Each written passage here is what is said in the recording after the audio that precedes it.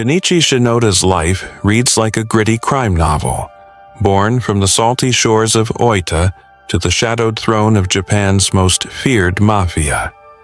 What started as a restless kid running wild in a fishing town spiraled into a tale of power, blood, and unbreakable will. He didn't just climb the ranks of the Yamaguchi-gumi, he clawed his way up, leaving a trail of broken bones and whispered legends. This isn't a story of good versus evil. It's a raw look at a man who turned survival into domination, shaping a criminal empire that still echoes today. Before we get started, if you like this topic, please leave a like, share, and subscribe so you don't miss out on more great content from us. Kenichi Shinoda came into the world on January 25, 1942, in the coastal town of Oita, nestled on Japan's southern island of Kyushu. Back then, it was a quieter place, far from the neon glow and bustling streets most folks picture when they think of Japan today. His family wasn't rich or powerful, just ordinary people trying to get by. His dad worked odd jobs, and his mom kept the home together, raising Kenichi and his siblings in a modest house near the sea. The salty air and crashing waves were the backdrop to his early years. A kid running barefoot through the streets, chasing friends and dreaming of something bigger. School wasn't his thing, but he wasn't dumb either. He had a sharp mind, the kind that noticed details others missed. He'd watch fishermen haggle over prices or spot a guy slipping an extra coin from a vendor's pouch, filing it all away in his head. By the time he hit his teens, Kenichi started drifting from the straight and narrow. Oita wasn't some crime-ridden slum, but it had its rough edges, shady characters hanging around the docks, gambling dens tucked behind noodle shops. He got mixed up with a crew of local toughs, kids who thought they were hotshots because they could throw a punch or swipe a bottle of sack without getting caught. It started small, sneaking into warehouses to nab crates of fish, roughing up a shopkeeper who wouldn't pay for protection. Kenichi wasn't the biggest or the loudest, but he had a cool head and a knack for talking his way out of trouble. People listened when he spoke, and that gave him an edge. One night, he and his buddies got into a scrap with a rival group over who'd control a stretch of the waterfront. Fists flew, and Kenichi walked away with a busted lip and a reputation. Word spread that the skinny kid from the fishing district wasn't afraid to stand his ground.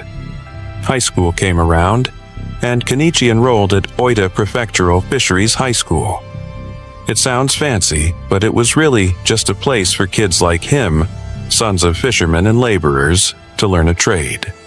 He stuck it out, graduating with decent enough grades to land a job at a local fisheries company. For a minute, it looked like he might settle into a normal life, clocking in at the docks, hauling nets, maybe even starting a family someday.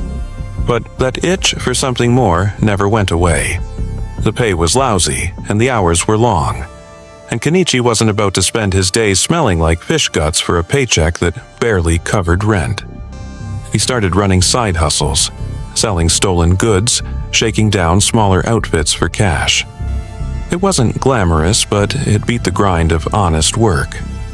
He'd slip into bars after dark, cutting deals with guys twice his age, learning the ropes of a world that didn't play by the rules. Then came the big turning point. In his early 20s, Kenichi crossed paths with the Hirota-gumi, a small-time outfit tied to the Yamaguchi-gumi, Japan's biggest crime syndicate. They weren't the slick gangsters you see in movies, more like a pack of scrappy locals who carved out a piece of Nagoya, a city a few hundred miles from Oita. Kenichi saw an opportunity and jumped at it. He ditched the fisheries gig and moved north, signing up with the Hirota-gumi in 1962. It was a gamble, leaving everything he knew behind, but he was done with small-time scams. This was his shot at the real deal. The crew took him in, and he started as a low-life grunt, running errands, collecting debts, keeping his mouth shut. But he wasn't content to stay at the bottom. He watched the older guys, studied how they moved, how they kept people in line. He'd volunteer for the dirty jobs, the ones nobody else wanted, just to prove he could handle it. His first real taste of violence came a few years later. A rival gang muscled in on Hirotagumi turf, and things got ugly fast. Kenichi was there when the blades came out, a chaotic brawl in some back alley that left blood on the pavement. He didn't hesitate, grabbed a knife and fought like a cornered dog. One of their guys went down, and Kenichi's name started circulating. He wasn't just some punk anymore, he was someone to watch. The cops nabbed him for it, though, and he did his first stint behind bars. It wasn't long, just a couple of years, but it hardened him. Prison wasn't a punishment. It was a classroom. He met guys with connections, learned the tricks of the trade, and came out meaner than he went in. By the late 1960s, he was back on the streets, pulling bigger scores. Extortion rackets, smuggling runs, anything that paid. He'd stroll into a room, barely 25, and men twice his age would straighten up, sensing he wasn't someone to cross. That early brush with the law didn't slow him down. If anything, it fueled him. Kenichi had a taste for the life now, and he wasn't turning back. He'd take on anyone, cops, rival crews, even his own bosses if they got in his way. One story from those days stuck. A debtor who wouldn't pay up. Some fisherman who thought he could hide behind a tough guy act. Kenichi showed up alone, calm as anything, and beat the guy senseless with a pipe. Didn't kill him, just left him crawling. A message to anyone else who tried to stiff the Hirotagumi. It was brutal, sure, but it worked. People paid on time after that. Kenichi was still young, still green in some ways, but he was building something. A name, a legend, a path that had taken him far beyond the docks of Oita. Kenichi Shinoda stepped out of prison in the late 1960s with a fire in his gut and a sharper edge than ever. The Hirotagumi, his rough-and-tumble crew in Nagoya, welcomed him back. But he wasn't the same kid who'd run errands for them years before. He'd done his time, paid his dues, and now he wanted more than scraps. The Yamaguchi-gumi, the sprawling syndicate that overshadowed every other gang in Japan, loomed large in his mind. It was a beast of an organization, thousands strong, with fingers in every city from Tokyo to Osaka. Kenichi knew climbing its ranks wouldn't be easy, but he'd never been one to shy away from a fight. He started small, proving himself all over again, collecting debts with a cold stare, breaking up rival operations with fists and steel. His bosses noticed. The skinny guy from Oita had a way of getting things done, and he didn't blink when the stakes got high. By the early 1970s, Kenichi's name carried weight in Nagoya's underworld. The Hirotagumi wasn't just a stepping stone anymore. It was his turf. He'd earned a crew of loyal guys, street-smart types who'd follow him into a brawl without a second thought. But the real power wasn't in scrapping with local thugs. It was in the Yamaguchi-gumi's inner circles. Kenichi caught the eye of Kazuo Taoka, the third boss of the syndicate, a legend who'd turned the group into a national powerhouse. Taoka was old school, a man who valued loyalty and guts over flashy talk. Kenichi fit the bill.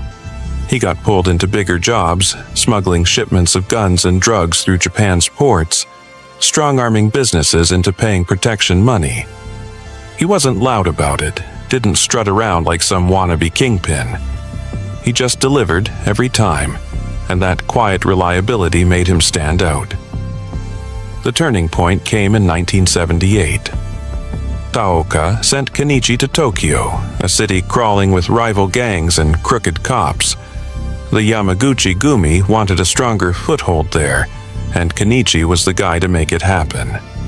He showed up with a handful of his best men, renting a rundown office in Shinjuku, the kind of place where the walls smelled like smoke and the windows didn't open.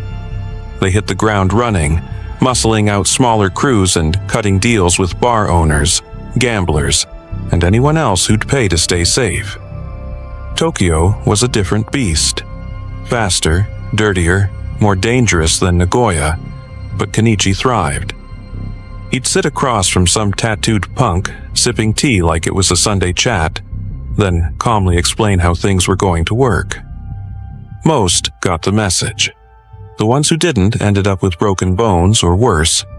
Within a year, he'd carved out a chunk of the city for the Yamaguchi-gumi, and Taoka took notice.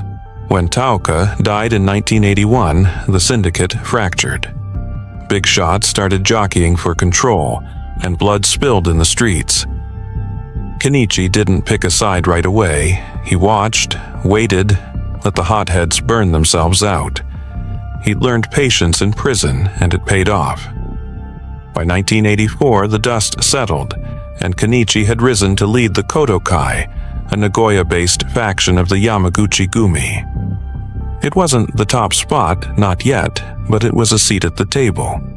He turned the Kodokai into a machine, tight-knit, disciplined, pulling in cash from extortion, loan sharking, and underground casinos.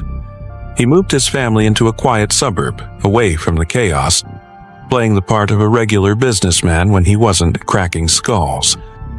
His wife and kids never saw the dark side, and he liked it that way. To the neighbors, he was just a guy who wore sharp suits and left early for work. The 1990s brought heat from the cops. Japan's government cracked down on the Yakuza, passing laws that made it tougher to operate. Kenichi adapted. He pushed the Kodokai into legit businesses, construction firms, real estate, fronts that hid the dirty money flowing underneath. He'd sit in boardrooms, shaking hands with executives who didn't know they were dealing with a gangster. His crew grew, and so did his influence. By 2005, the Yamaguchi-gumi was splitting again, torn between old-timers and a younger crowd hungry for power. Kenichi saw his shot. He'd spent decades building alliances, stacking cash, and keeping his hands just clean enough to dodge the worst of the law. When the sixth boss stepped down, Kenichi made his move. At 63, he took the throne, crowned head of the Yamaguchi-gumi on July 29, 2005. It wasn't a coronation with champagne and cheers, more like a tense handshake in a smoky room, but it was official. He'd gone from a dockside punk to the most powerful mob boss in Japan. Running the syndicate wasn't all smooth sailing. Kenichi faced pushback from rival factions, especially the Yamaken-gumi, who thought he was too cautious, too soft on expansion. He proved them wrong. He tightened his grip, sending enforcers to remind everyone who was in charge. He kept the Kodokai as his base, a loyal army ready to move at his word. Money poured in, billions of yen a year, and he funneled it into new ventures, from stock market scams to overseas deals. He wasn't flashy like some bosses, didn't flaunt gold chains or custom cars. He preferred a low profile, a gray suit, a simple watch, letting his actions do the talking. Under him, the Yamaguchi-gumi stayed the biggest, baddest outfit in the game. A sprawling empire built on fear and favor. Kenichi had climbed the ladder, rung by bloody rung, and now he sat at the top, a king in a world most people never see. Kenichi Shinoda didn't earn his crown as head of the Yamaguchi-gumi by playing nice. Once he took the top spot in 2005, the darker side of his rule came into sharp focus. He'd always been tough, but now he had an empire to protect, and that meant getting his hands dirty. Real dirty. One of the first messes came in 2007, when a rival boss from the Dojin Kai, a Kyushu-based gang, started mouthing off about taking Yamaguchi turf. Kenichi didn't waste time with warnings. He sent a crew to Fukuoka, where the guy lived, and they caught him outside a ramen joint. 2 shots to the chest, 1 to the head, and the street was quiet again. Cops found the body splayed out, noodles still steaming on the table inside. Kenichi didn't pull the trigger himself, but everyone knew who'd given the nod. It was a loud message. Cross him, and you're done. That was just the start. Kenichi had a thing for keeping his enemies in line, and he didn't shy away from making examples. In Osaka, a bar owner named Takeshi thought he could skim profits from a Yamaguchi-protected gambling ring. Word got back to Kenichi, and he sent his enforcers to pay a visit. They dragged Takeshi into the basement of his own place, tied him to a chair, and went to work with a hammer. Smashed every finger, then his kneecaps, slow and deliberate. Left him alive, whimpering, so he'd spread the story himself. The next day, every bar in the district paid up on time. Kenichi liked that kind of fear. It kept the machine running smooth. He'd sit back in his office, sipping tea, while his guys turned disobedience into screams. Then there was the mess with the prostitution rackets. Kenichi had the Yamaguchi Gumi deep in the sex trade, pulling in cash from brothels across Japan. But in 2010, a group of girls in Nagoya tried to break free, tipping off the cops about the operation. Kenichi couldn't let that slide. His men tracked them down to a cheap apartment on the city's edge.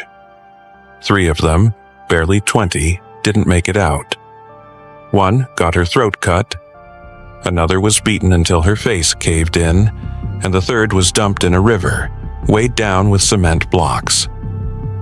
The cops fished her out a week later, bloated and blue. Kenichi didn't blink. He saw it as business. Loose ends tied up, loyalty enforced. The rest of the girls fell back in line, and the cash kept flowing. Violence wasn't always enough, though. Kenichi got creative when he needed to send a bigger message. In 2012, a construction firm in Tokyo refused to play ball with one of his front companies. The CEO, a stubborn guy named Hiroshi, thought he could outsmart the Yakuza by hiring private security. Kenichi didn't bother with a fist fight. He had his guys kidnap Hiroshi's teenage son from a soccer field, blindfolded him, and drove him to a warehouse. They didn't touch the kid, just filmed him crying, begging for his dad to save him.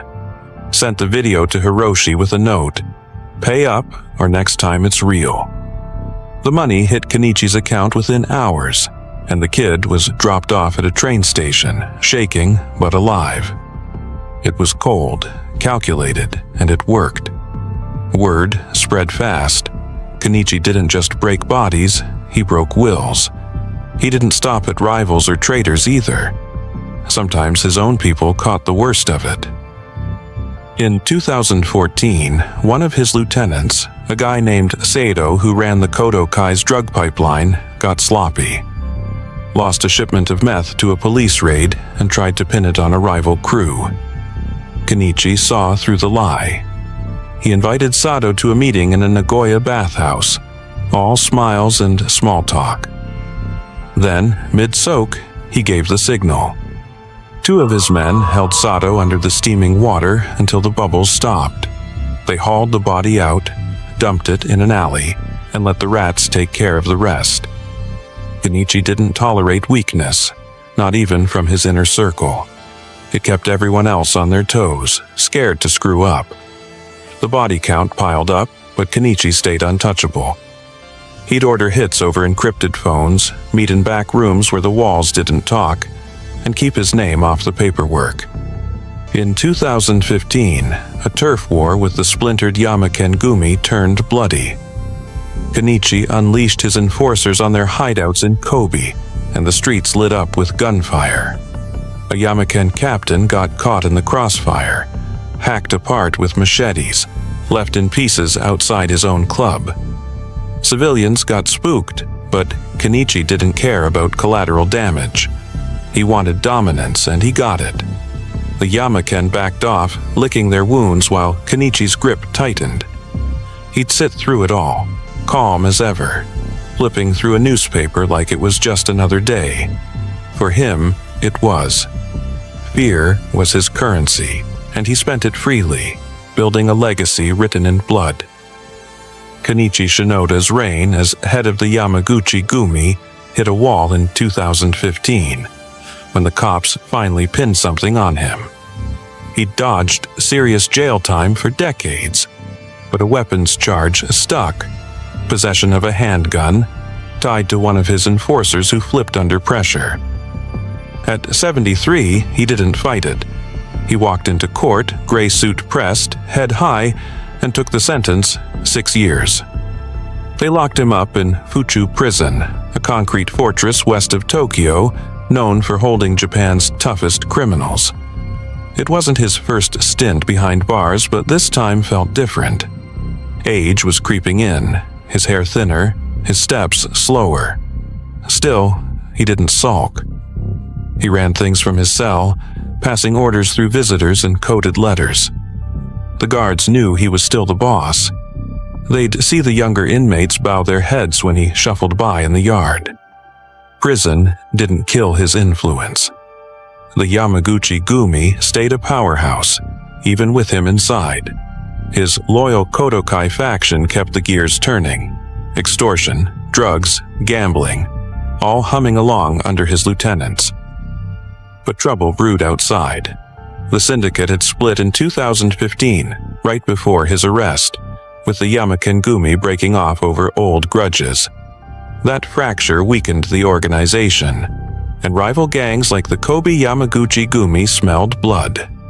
Street fights popped off in Osaka and Nagoya, leaving bodies in alleys and headlines screaming about a Yakuza war. Kenichi couldn't stop it from his cell, but he didn't lose control either. His guys held their ground, and the cash kept rolling in. Maybe not as much as before, but enough to keep him king. He got out in April 2021, a free man at 79. The world had changed. Japan's streets were quieter, the Yakuza less loud. New laws had squeezed their operations, banning businesses from dealing with them outright. Kenichi stepped into a Nagoya suburb, greeted by a small crew of old-timers and fresh faces. No big welcome party, just a nod and a car ride to a safe house. He didn't waste time. Within weeks, he was meeting with his top guys, plotting to stitch the Yamaguchi Gumi back together. The split had cost them. Membership was down to about 4,000 core guys, half what it once was. Kenichi pushed for unity, leaning on his reputation to pull the factions in line. Some listened, others didn't. The Yamaken Gumi stayed defiant, and the cops watched his every move, waiting for a slip. Today, Kenichi's still the man at the top, though he's not as hands-on. He's in his 80s now, living low-key in a Nagoya neighborhood, surrounded by high walls and loyal guards. Word is, he's got health problems. Heart trouble, maybe arthritis, but he doesn't show it in public. When he steps out, it's in a sharp suit, sunglasses hiding his eyes, a cane tapping the pavement. He's not calling shots day to day, that's for younger blood like his protege, Yoshinori Oda, who runs the Kodokai. Kenichi's more a shadow figure, advising from the sidelines, his voice still carrying weight. The Yamaguchi Gumi pulls in billions of yen yearly, even with the crackdowns. Construction scams, underground betting, bits of crypto fraud. He's kept them adapting, staying ahead of the law. His reach goes beyond Japan, too. Cops say he's got ties to crime outfits in Southeast Asia and the States. Drug pipelines stretching to Bangkok, money laundering through shell companies in California. Nothing's proven, but the whispers stick. Back home, he's a ghost to most folks. The average Japanese guy knows his name from news clips, maybe fears him a little, but doesn't see the man behind the myth. Kenichi likes it that way. He's never been one for the spotlight. Prefers a quiet tea shop over a loud club. Younger Yakuza look up to him. Tattooed kids who call him Oyaji, a respectful nod to the old man who built an empire. The cops haven't given up. They raid his properties, tail his cars, hoping to nab him again. In 2023, they hit a Kodokai office, hauling off boxes of files. But Kenichi stayed clean, nothing tied back to him directly. He's too smart for that, always has been. Some say he's grooming Oda to take over, passing the torch before his heart gives out. Others think he'll die in the game, running things until his last breath. Either way, his shadow looms large.